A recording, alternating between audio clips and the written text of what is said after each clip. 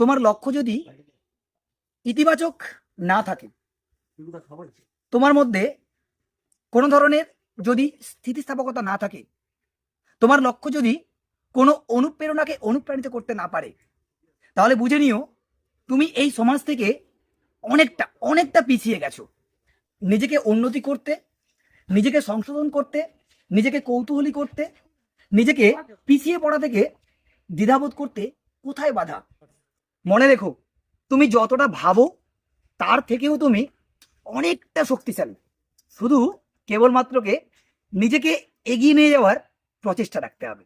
তুমি অসাধারণ কিছু করতে সক্ষম, শুধু কেবলমাত্র তোমার মনের এনার্জিটাকে একটু বাড়িয়ে নিতে হবে। হাল ছেড়ে দিও না।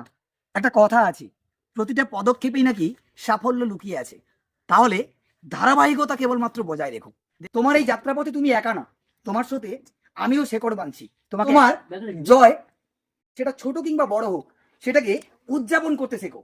সেটা বন্ধু বান্ধবকে সঙ্গে নিয়ে হতে পারে, তোমার ফ্যামিলিকে নিয়ে হতে পারে, কিংবা তুমি একাও করতে পারো তোমার মতন করে।